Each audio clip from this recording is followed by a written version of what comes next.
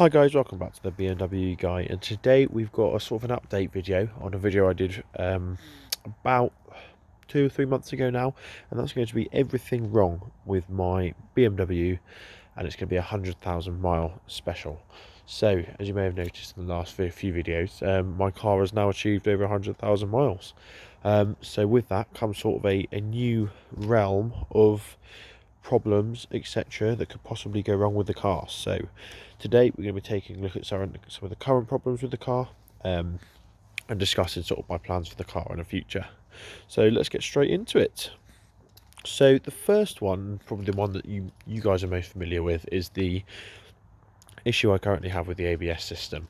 This is something I've been managing for a while now. It's not a major issue. It's just caused by the inevitable on these E87 or E8X generation cars, and I think pretty much E generation BMW, sort of every 5 Series, 3 Series, 1 Series, all that sort of thing, from this era it's to do with the drive shafts and the corrosion of the reluctor rings. I'm not going to bore you with it now, but essentially that's sort of giving me issues with my traction control that's constantly coming on. So I currently drive with the traction control off, which isn't an issue. I've got nice big sticky Michelin Pilot Super Sport 4s on the back there, so that's not giving me any issues at all.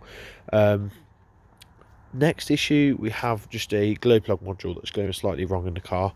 That just means it's a bit sluggish to start up in the mornings, especially when it's cold and frosty like it's getting now.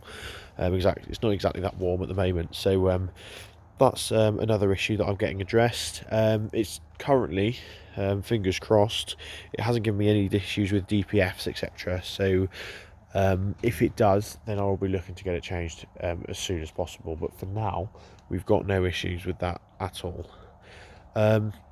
Another issue we have is a slight little bit of suspension knocking. Now I know that it isn't the shock absorbers, because I had them done when I bought the car, and I'm just going to see. No, you can't hear it, but it's a bit of an odd one. It's at low speeds. There is a knocking sort of from this front corner. I haven't been able to suss out what it is.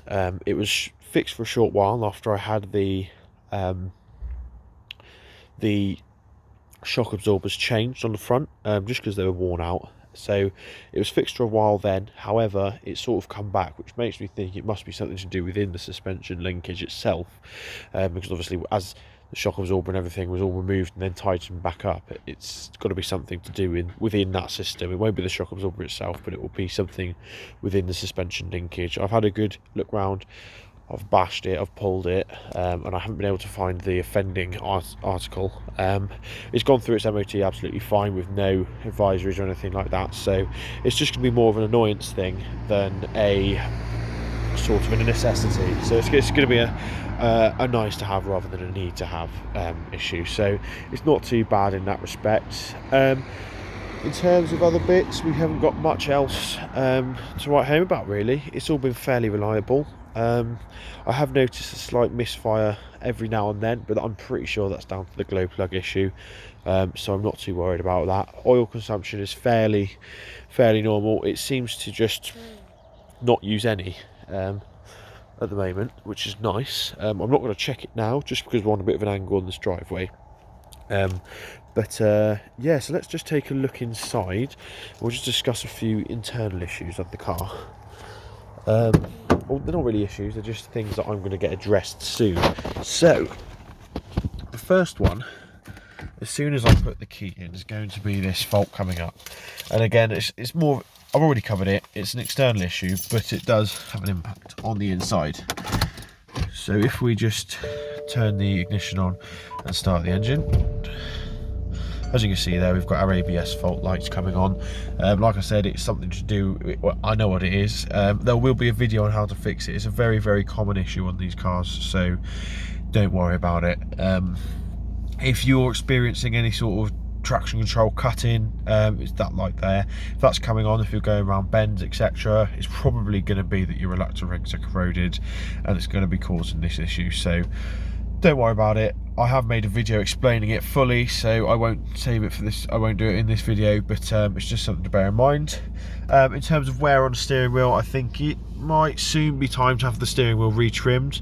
You can't really, because you can see it's all sort of dry and cracked from 12 years of sunshine and stuff like that, so that's partly the reason for there. Again, we've got some various bits peeling off here, and it just seems to peel off at random places. It can be places that you haven't even had your hands and it still does it, so that's a bit of an odd one.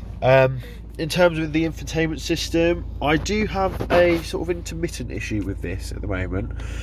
So this liquid crystal display here, obviously it's quite old tech, but it's nice and simple and it does the job. However, I have noticed that certain times it doesn't seem to be any sort of regularity or sort of root cause to it that I've been able to calculate anyway, but what I have found is that sometimes sort of the top quarter of it will not work and you'll be missing various bits. It looks quite odd. It's almost just like, looks like it's broken, but you then start it up. As you can see, it's all working now, but you turn the car off, start it up again, and it's all back. So I'm not sure what that is. I don't know whether it's something because it's been on for a while, it overheats, etc. I don't know, but yeah, it's not too bad of an issue for me. It's just something that's a bit annoying, really, especially like if you try and read the time. Sometimes the time is slightly missing. Again, I could get it up here, but you know, it's just something aesthetically that I'm conscious of. The gear stick looks like 100,000 mile gear stick. As you can see, the M Sport leather's worn off, and we saw it is, I think it's plastic under here, so yeah, that's slowly got worse since I've been driving it, but it will do. Don't forget, this car's driven the equivalent distance of around the world more than 4 times, so it's not doing too badly. The dashboard creaking and all that sort of stuff is still present. It's not going to go away, but it's not too bad. Another thing is the handbrake is getting slightly loose, so a couple of times I sort of have to reset it. So as you can see, it's quite far here, and it actually is lower, so I'm not quite sure how it works in that respect, because there doesn't seem to be any rhyme or reason as to how it behaves. Sometimes you can really have to put it up high, sometimes you don't, and I have noticed that when I do apply it, the car looks like it sort of leans to one side, and that is because the handbrake is clearly more effective on one side of the car than the other. So those of you who've said I've got shock absorber issues on the back, etc., and it's sitting very low, that is the reason why. Once I let the handbrake off, it's almost like the car springs back up level again. So it's a bit odd. It looks a bit like one of the Citroens, sort of the late 90s, early 2000s Citroens with the hydroelastic suspension failing. So yeah, but in terms of overall reliability, we don't have many issues at all. The engine still runs well. It still runs at full power. Obviously, it's not been serviced that long ago, sort of 1,500 or so miles. Well, probably more 2,000 miles now. So in that respect, it's all running well. As you can hear, it's all running smoothly. I'm not sure if I covered it in my last Everything Wrong with my BMW video, but there is a sort of rattly noise coming from the exhaust, which is quite annoying, especially when you're sort of sat in traffic. Everyone's like looking at your car thinking it's broken.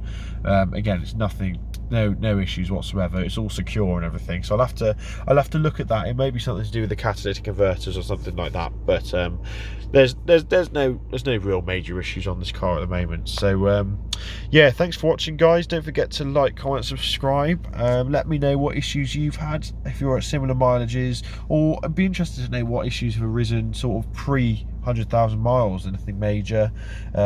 Be sure to put it down in the comments below. But yeah, that was my Everything Wrong with my BMW 100,000 mile edition video. Thank you very much, and I'll see you in the next one. Cheers.